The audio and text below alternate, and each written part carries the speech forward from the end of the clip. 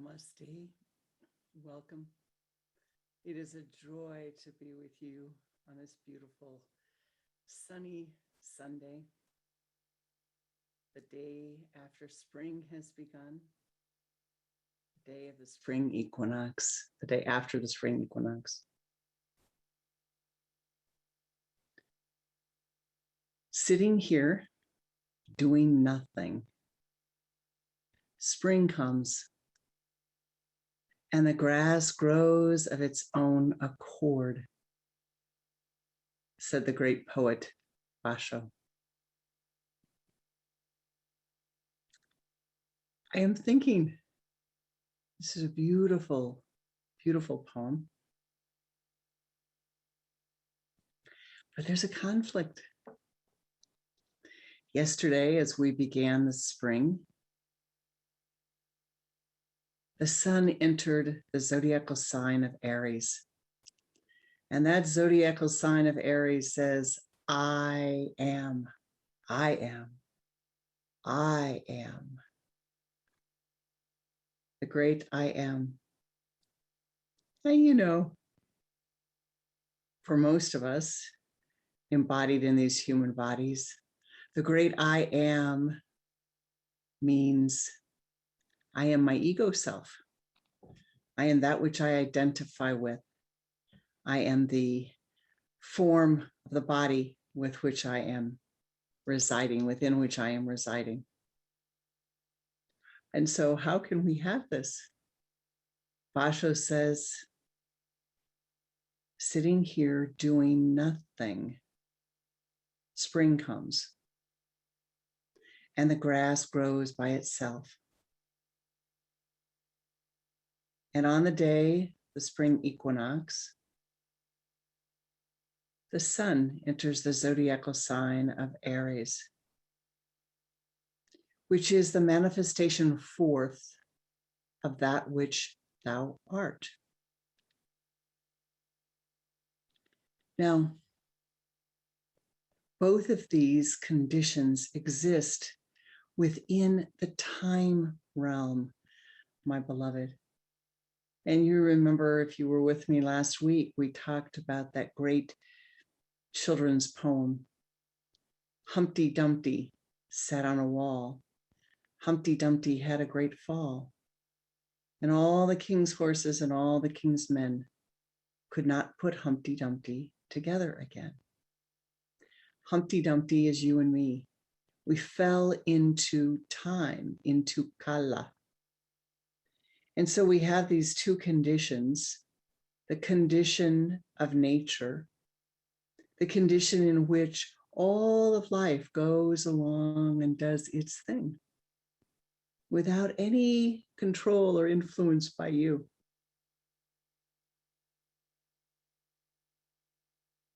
The sun moves into Aries. The spring equinox comes. The summer solstice comes. The winter solstice comes. All of the seasons in time come without your interference, without you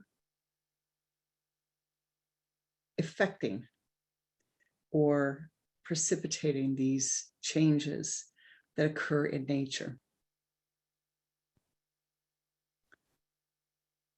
And yet at the same time, there is a state of consciousness that comes and says, well, this I am is so very important.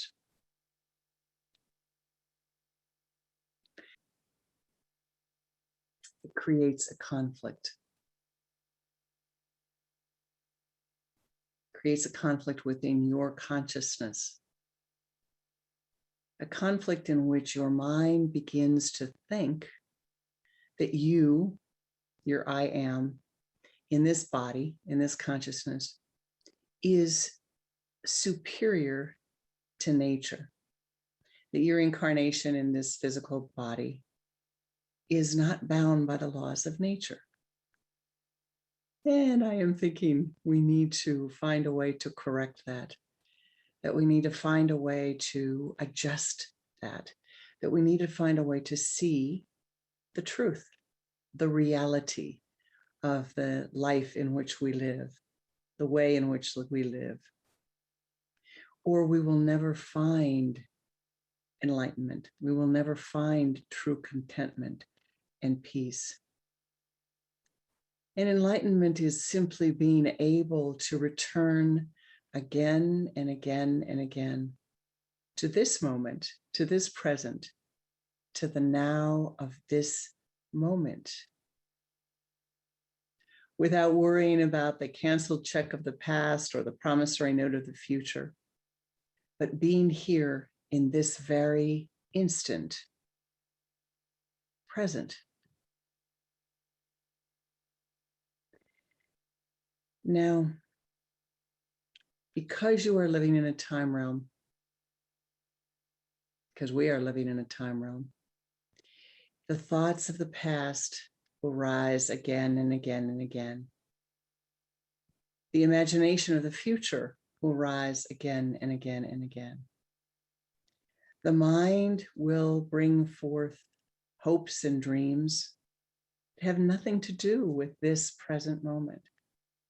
And they will bring forth concerns and worries and fears that have nothing to do with this present moment.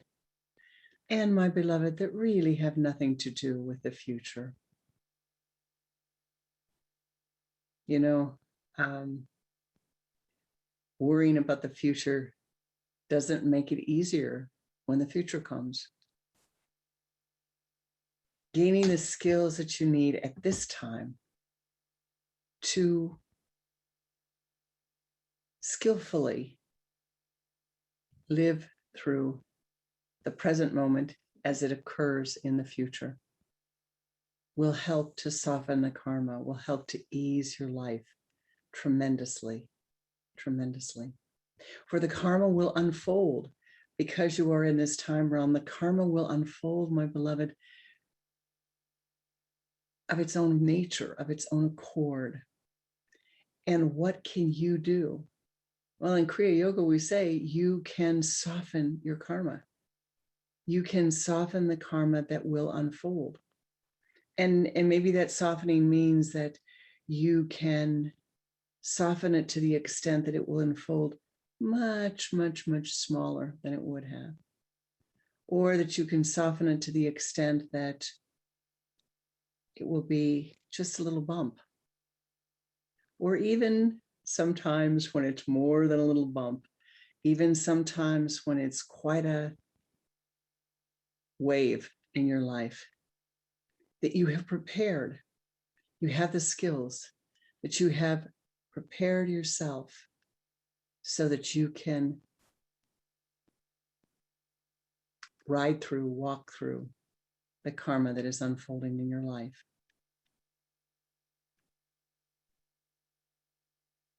Now, we all have preferences. And you've heard me say again and again, and I'll say again to you today, let go of your attachment to your preferences. You hear, I didn't say let go of your preferences. I said, let go of your attachment to your preferences. And this must be done every day, every day. You know, you have a preference to a certain thing. Okay. Let go of the attachment to that preference. In doing this every single day, you will find greater ease and happiness when you need it. One of the primary practices in Kriya Yoga to let go of your preferences or your attachments is a practice associated with eating food. Every day when you sit down to eat, you make a beautiful plate in front of you. Always eat on a plate. Don't eat walking down the street. You know, don't eat when you're driving the car. Pretend for a moment like you're French and you have to have everything on a beautiful plate and sit to eat. And you will become like that. Now, there are two ways to do the practice. The first way is at the beginning of every one of your meals. you give thanks, silently or out loud, to all of those who have enabled you to have this food. And then on your plate, you make what I would say is just a little mini meal. You take something of everything on the plate, and you make a little tiny, beautiful mini meal on the corner of your plate. And that is offered to all of life, that as you are fed, they may be fed. It's also a beautiful, beautiful way to let go of your preferences. Now you will find,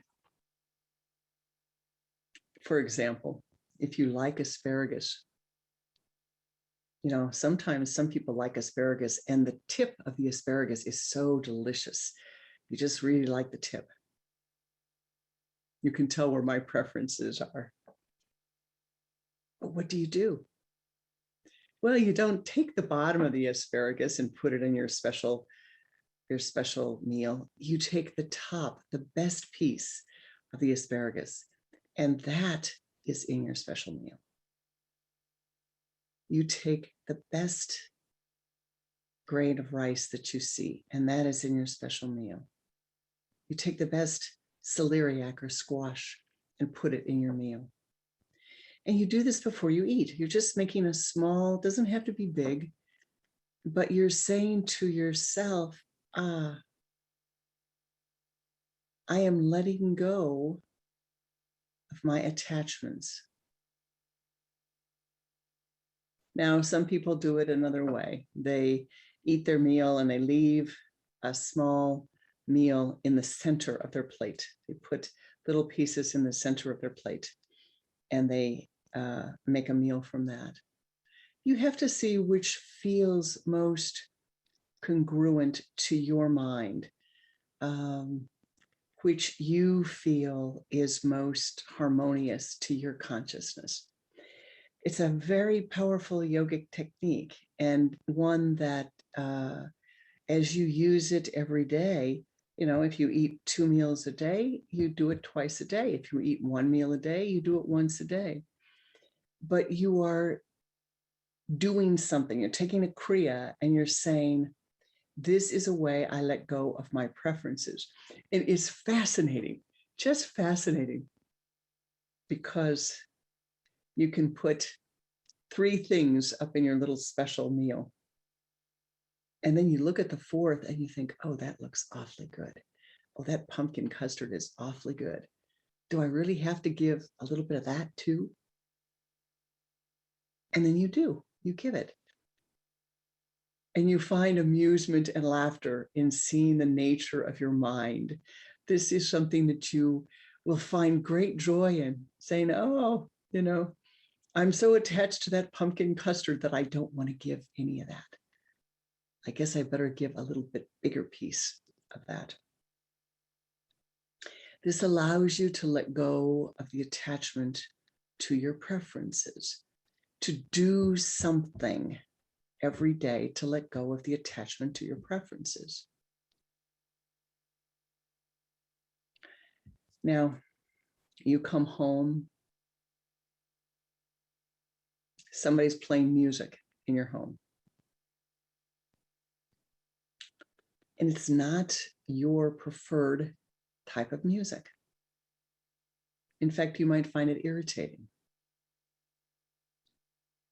But what do? You let go of your attachment to your preferences for the type of music. And even if it's only listening to the end of a song, even if it's only for 5 minutes, you cultivate this sense of acceptance, the sense of, I wonder if I could find beauty in that. I wonder how I can find beauty in that sound. And thus you use the sound to cultivate the skill of letting go of your attachment to your preferences. In everything that you do, you need to incorporate these small practices They need to come at the beginning of your day and carry you through the end of your day and into your night. And they need to be happening every day, every day. Not big effort, not, oh, I have to lift this rock. Not big effort, small, petite effort. Small, petite effort, day after day after day. And one day you'll sit down and you'll prepare your little meal, little special meal in the corner of the plate, and you'll feel satisfied. Oh, that feels so good to offer that part of my food. Oh, it feels so good to walk in the room and I hear music I don't care for, but it's all right. It's okay. It's acceptable. I've let go of the attachment to my preferences. And then sitting here doing nothing, spring comes and the grass grows of its own accord. And do you know there are people who see the grass come and the first thing they do is they complain because they're going to have to start mowing the grass. Oh, I don't like spring. I don't like summer. I have to mow the grass. It's beautiful. Let go of your attachment to those preferences.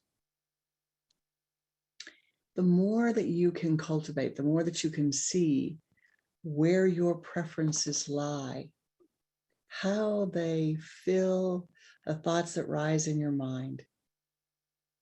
The more that you could do this, the more that you will have the ability to use these everyday occurrences. You use the everyday occurrences to soften your karma,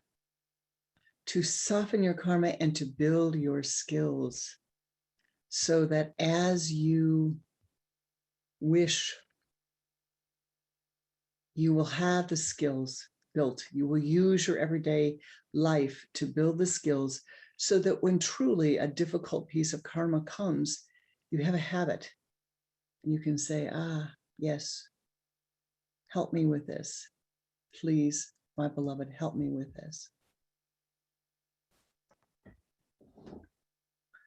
Now, the time gates of karma, because we're living in a time realm, a realm of time, the time gates of karma are periods of time when certain events will manifest in your life.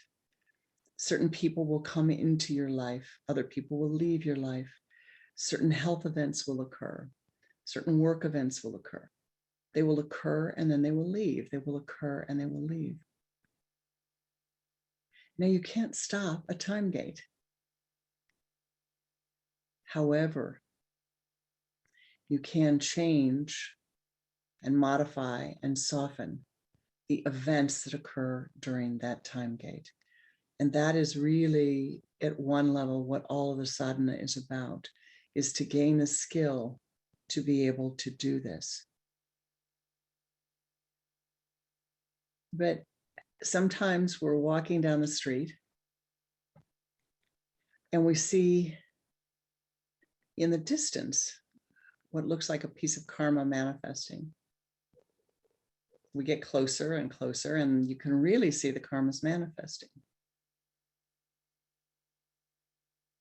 All the signs are there. In fact, sometimes they're neon lights. But you can't see. It becomes as if you are blind. And you literally do become blinded by the emotionality of the mind. Or, this is very important, by the thought that you have clung to, the thought that you have allowed to arise in your mind and you have grasped and held on to. And because of your grasping and you're holding on to that thought, you're not able to see the karma that is coming forth to manifest in your life. What causes this? It's truly that you're feeding the emotions that rise in your mind. Stop doing that. Stop doing that. Stop feeding the emotions that rise in your mind. Now, I can hear somebody say, well, I don't feed the emotions. Oh, faltera. Of course you do. How do you feed them? You feed them by talking about your worries with other people. You feed them by worrying about other people. You feed them by wanting to control what other people do, what they think, what they say.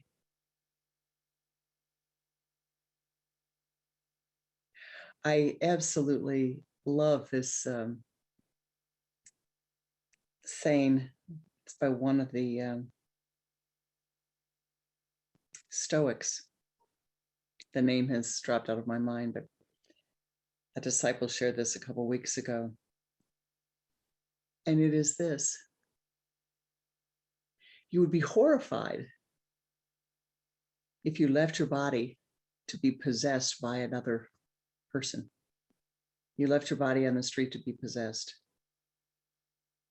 But how is it that you allow your mind to be possessed with the thoughts, the preferences of strangers? Strangers. That you allow your mind to be overcome by the thoughts, the preferences of people whom you do not even know.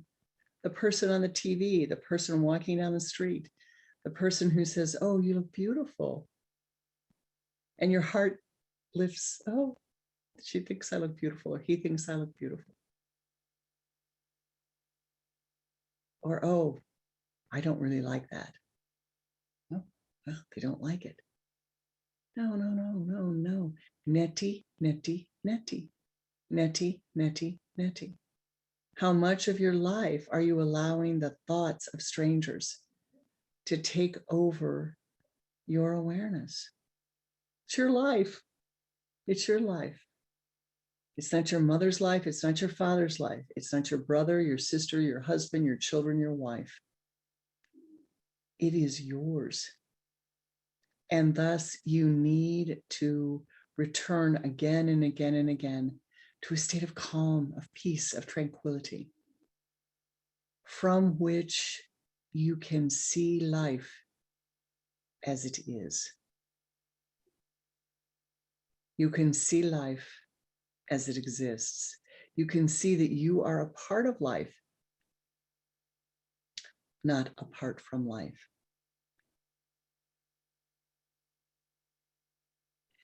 Now, spring is here. The time for planting has begun.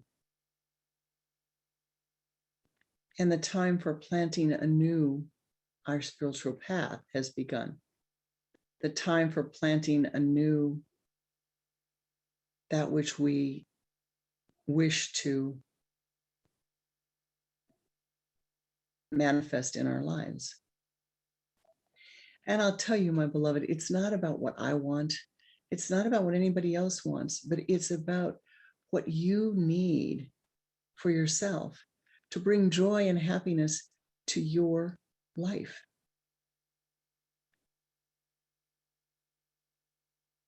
One of the greatest practices that we have, tools, if you will, to gain skill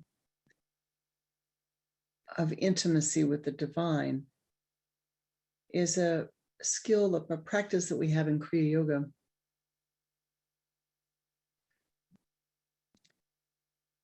And the practice is to attune to the divine, attuning to the divine in a form that is most meaningful to you, attuning to the divine in a way that is most meaningful to you, not to the church, not to what you were told when you were a child, but to you. Now, one of the biggest problems that we have as humans in attuning to the divine is that the nature of the human is that we tend to anthropomorphize everything. We make the dog, the cat, the horse, the bird, all have attributes that are human. We make the bookcase have an attribute that's human. We make the planets have an attribute where we assign sexes to them.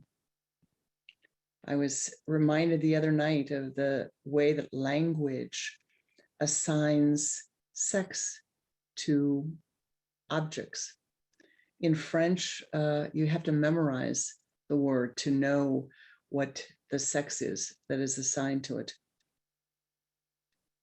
One of the most shocking, mentally for me, shocking events that occurred in understanding this was in discussion over before dinner one evening with a woman from Holland who said to me, "Isn't the moon beautiful tonight?" And I said, "Yes, she is." And he said, "No, yes, he is. He is so beautiful." She was speaking English. And I said, "But she is beautiful." And that began a long discussion. Both of us locked into the thought forms of the language we were speaking, of the culture we had been part of.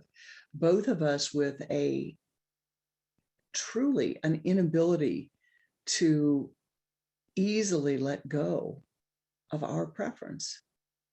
I was sure that the moon was a she, and Adi was sure that the moon was a he. To this day, I work and reflect. Is there any vestige left within me that is not able to say, the moon, he, she, he. And occasionally I find that there is some that is needed to wash away that block. Because what you're trying to do is to see where in your consciousness there are blocks, gluiness, stickiness, obstacles that prevent you from seeing life clearly. You know, the moon's not a he, the moon's not a she. God is not a he, God is not a she. But oh, woe is a person who uses the word it to describe the divine. Why? Why? Why do we have to assign an attribute that is associated with the human to that which is divine? Because perhaps we like to think that we are the highest of the totem pole. But if we wish to see life as it is, as it truly is, we must let go of this desire to assign an attribute, a human attribute, to everything, all the 10,000 things in the world that have manifest.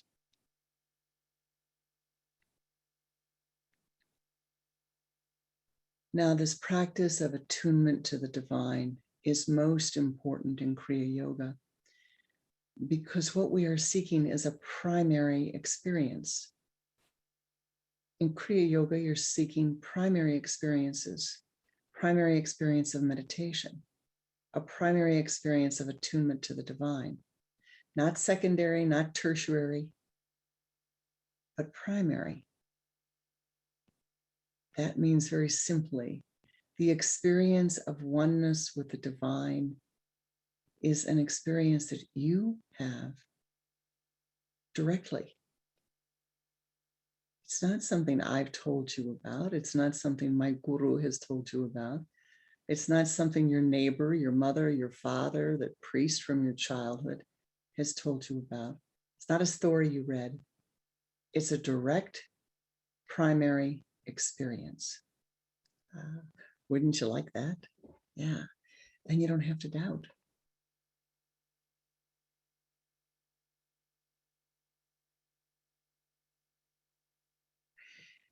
A young woman called me earlier this week, and she had a big decision to make regarding her health. And so she tells me, well, this is blah, blah, blah, blah, blah. And then here's number 2, blah, blah, blah, blah, blah. What do you think I should do? And I said, You don't have to ask me. Why, you just told me what you thought you should do.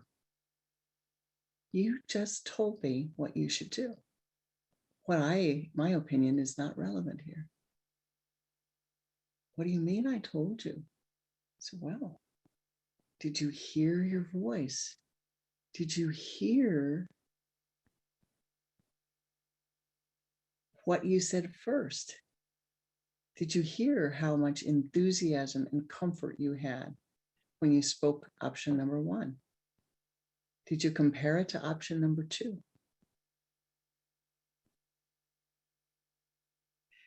Well, yes. I know that option number 1 is what I want, but I'm saying this to you, I say to you to bless her and to bless all of us. I know option number 1 is right for me. But what if I'm wrong? What if I'm wrong? Shouldn't I get the answer from somebody else?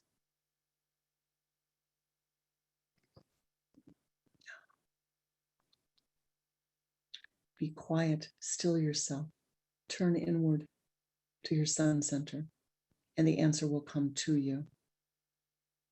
Now, to find your chosen form of the divine, or to vivify your relationship with your chosen form of the divine, we call this the Ishta Devata. Ishta is personal, Devata is the divine. Your Ishta Devata needs to be in a form that you can communicate with, that you can communicate comfortably with. This is why it has to be personal, your personal chosen form of the divine. Some people say, well, I need to communicate with God. God is a male with a big white beard. But you don't feel comfortable communicating with a white male with a beard. That isn't comfortable for you. You don't feel as if you can really commune with that form of life. So it doesn't matter who's told you this is what the divine looks like. You need to find a form that will resonate for you, that will be comfortable for you. And so I'll ask you at this moment to just shut your eyes for a second.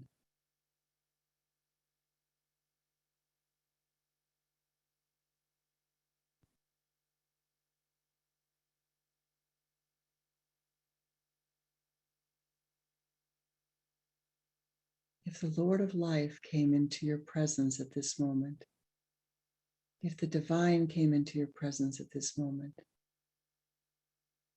what is the primary attribute that you would feel radiating from the divine?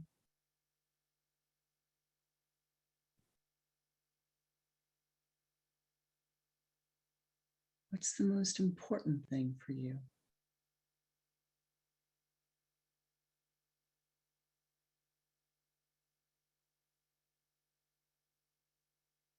Let that awareness fill every cell of your being. And as we enter into this meditation, in which we will have a primary experience of calling upon the divine, of becoming more intimate with the divine, know that that attribute will be fed, it will grow. You will nourish it by your meditation practice, by your sadhana, your deep reflection, and by your succoring unto life.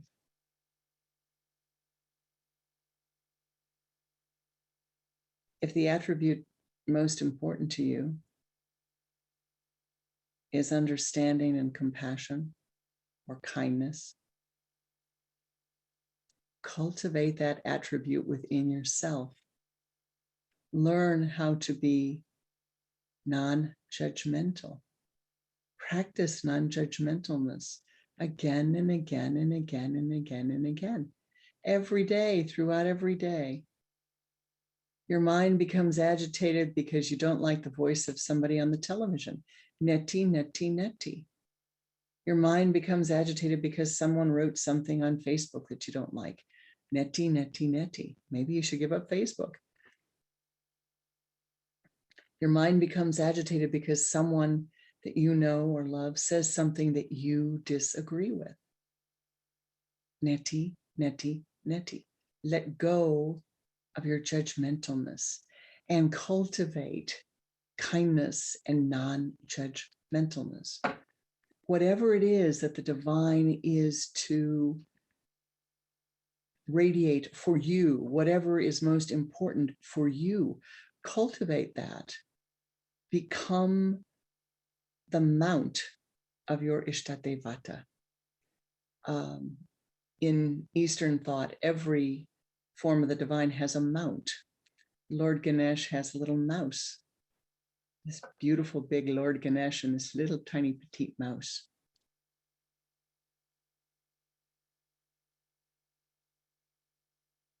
Lakshmi might have Garuda, the flying Garuda. As you cultivate in your life this attribute that is so important to you, you will see that your Ishta relationship will grow and become more intimate. Now, I know that this has been difficult. For some of you, the Ishta relationship has been very easy. For others, it's fluctuated. You know, sometimes there's great intimacy, sometimes there's not. Some of you have been disappointed in your Ishta because you have thought that if you had an Ishta, you couldn't have difficult life karmas. Yeah, you know, all beings have difficult life karmas. You're here in a physical body, you're going to have the karmas associated with that physical body. Trust me.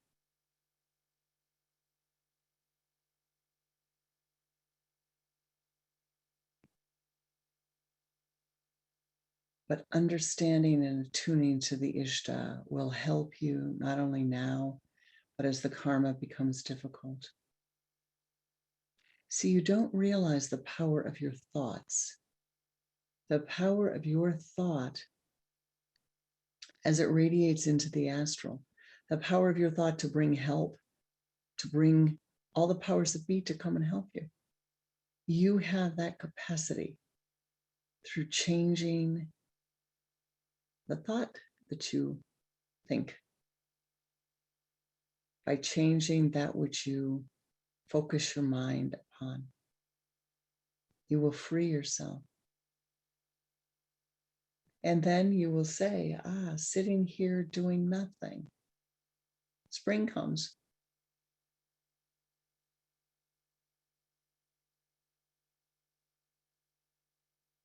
And then, who is the great I am? What is that state of consciousness? What is I am beyond the ego self? What does it mean to say I am aham? What is the Atma that you are attuning to? You meditate on this, you reflect on this until you truly understand. Your understanding, not mine, not Kriyanandaji's, not Shaliji's, not God, not Guru, yours, your understanding of the nature of life, of that which you are a part of. That's what you're seeking, my beloved. That is what you are seeking. Find it with ever greater joy and happiness. Let your life be filled with joy. Allow that happiness to come into your life. And as we go and meditate today, allow the joy to flow to you. It doesn't matter if you say, oh, oh, I can't. Oh, it's too hard. Yeah, sure, I'll take it. I'll take it now. Sure, I'll take some happiness. I'll take some contentment.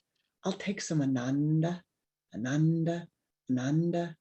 Yes, I'll take it now. I'm happy to take it now. And accept it. Allow it to flow into your life and accept it. And be happy that you have accepted it.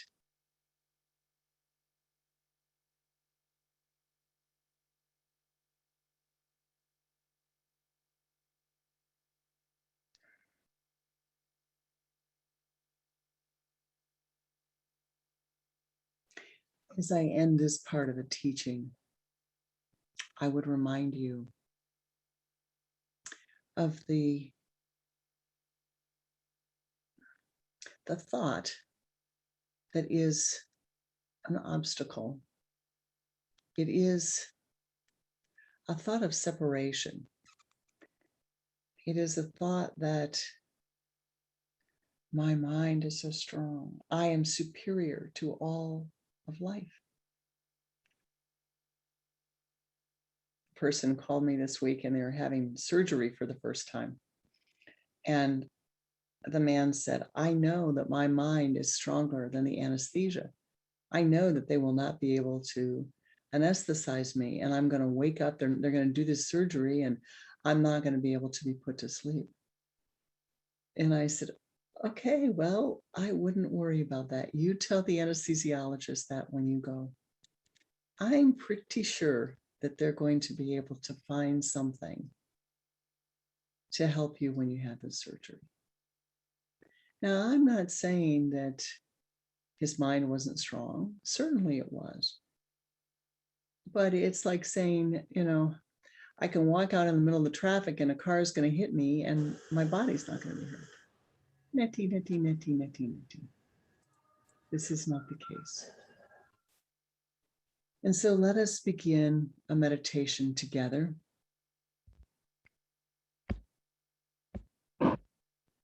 I would ask that you, now I'm going to turn the camera to the altar.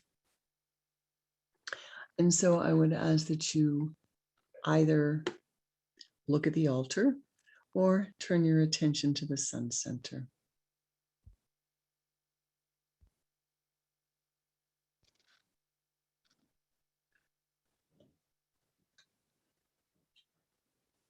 Now, as we do this meditation, you may say, well, I have a relationship with an Ishtadevata. And I say, good. Do the practice anyway. All right. You may say, I have a intimacy with the divine. Say, good. Do the practice anyway. You are beginning to cultivate the land in which you are going to plant the seeds of that which you wish to grow in your life. Focus your attention at the sun center, the point between your eyes. And turn your head to the left with a double exhalation. Bring the head back to the center. And now begin to watch your breath. Allowing the breath to breathe itself. Inhaling.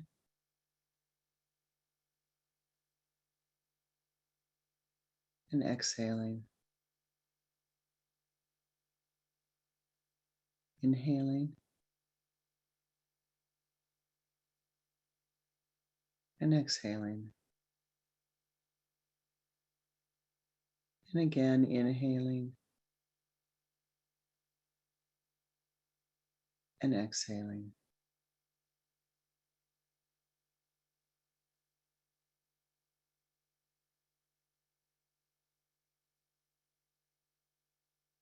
In your mind's eye, you're entering a path The path takes you through a meadow. The sun is shining.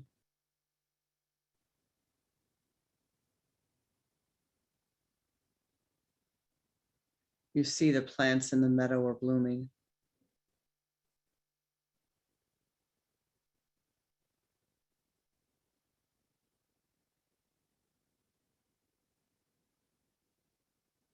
Walking through the meadow, you see in front of you a path ascending up a mountain.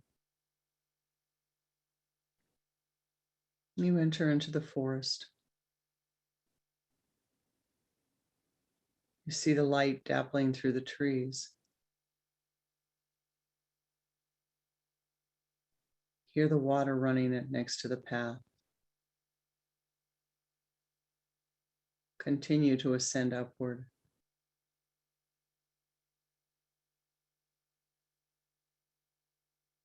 Ascending halfway up the mountain.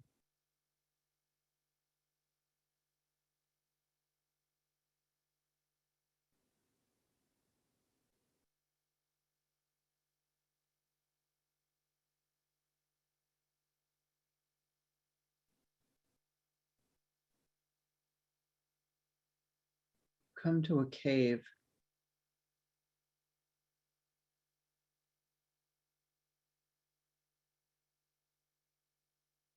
And you begin to walk down the levels of the cave. It's well lit. Stairs are lit.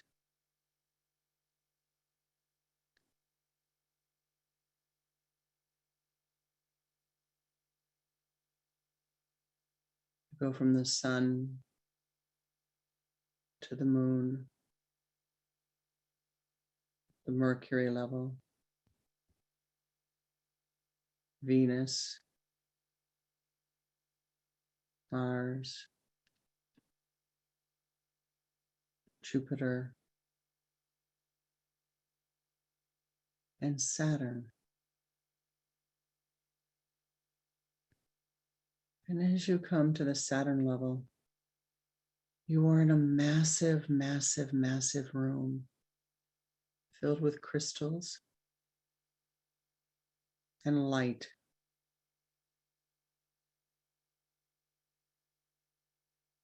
In your mind's eye,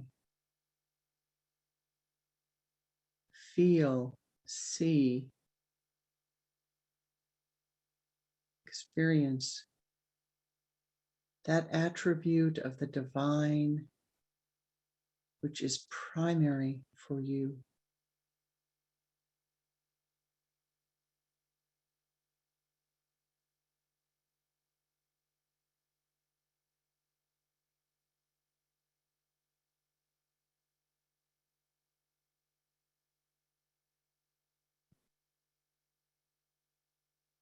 In your mind's eye,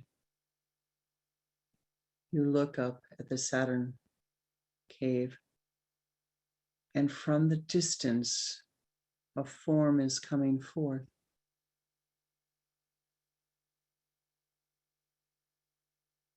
It is radiating that which you value the most.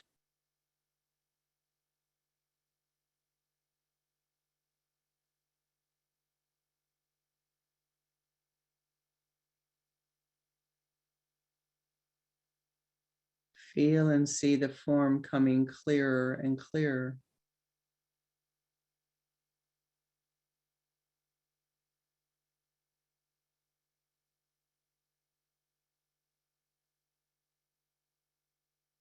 As the form becomes clearer, you see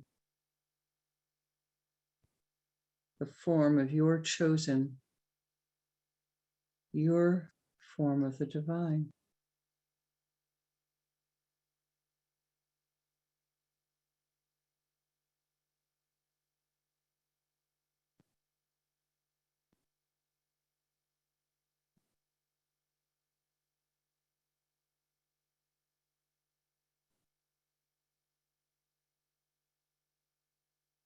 The form comes closer and closer. and you see the form of the Ishta. Look at the eyes of your Ishta, the portals through which your Ishta sees.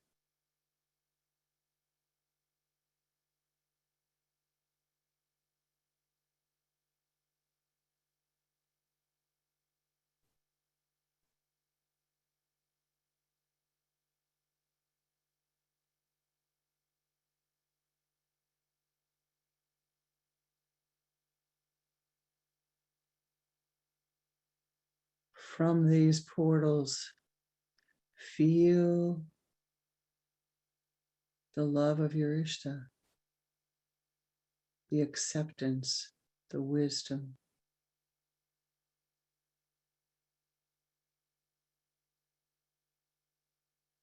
Smile upon your Ishta Devata. Smile upon the divine.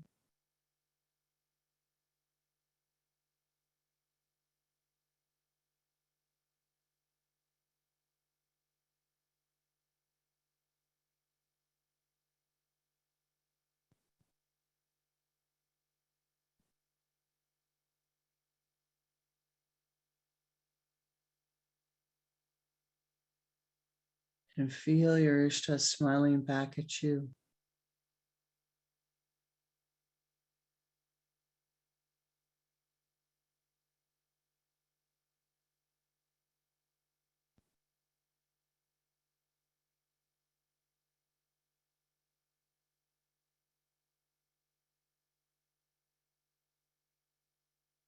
Together, you and your Ishta ascend from the cave of the Saturn, ascending up to the Jupiter, feeling the intimacy between you growing. Ascend up through the Mars, feeling the energy between you growing. Ascend up through the Venus. Feel the love between you growing. Through the Mercury, as your communication is ever clearer.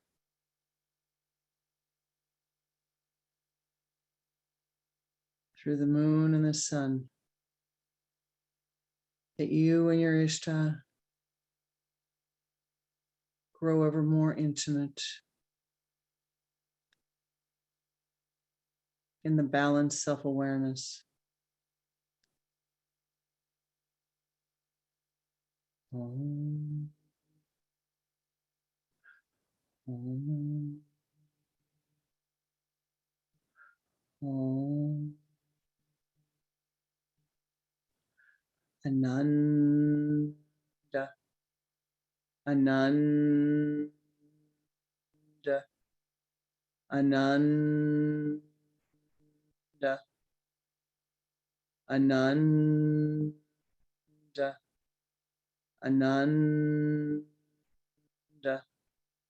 Ananda.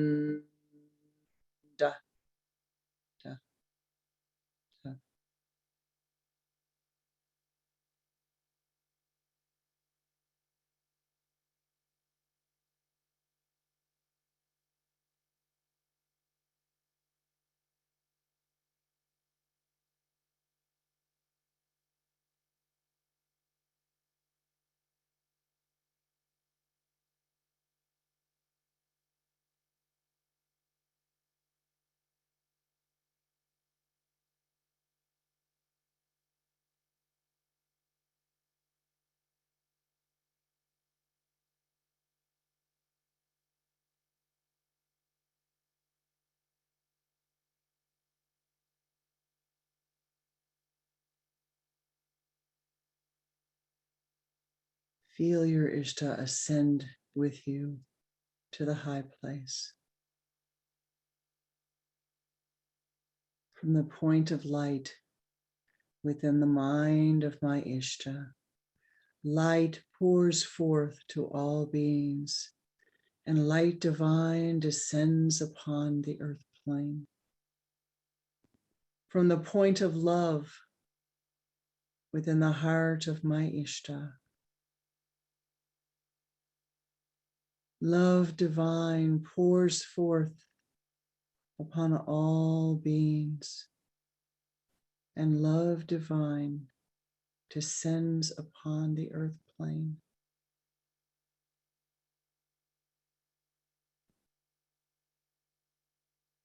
May my intimacy with the divine grow ever more.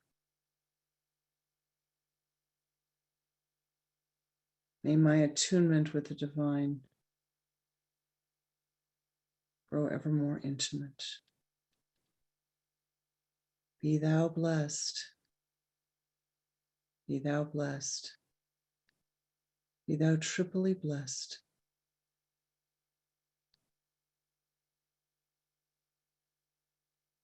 Spend time with your Ishta. Grow intimate with your Ishta. Find your joy. Om Shanti.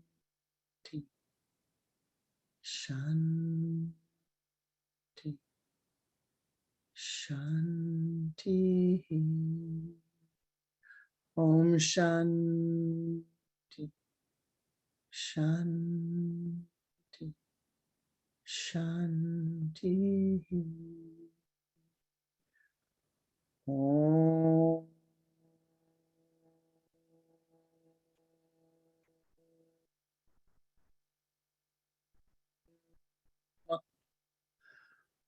Om.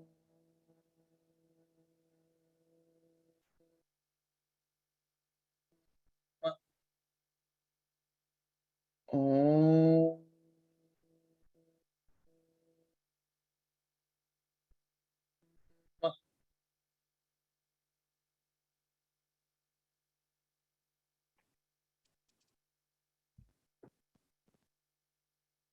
Thou art good.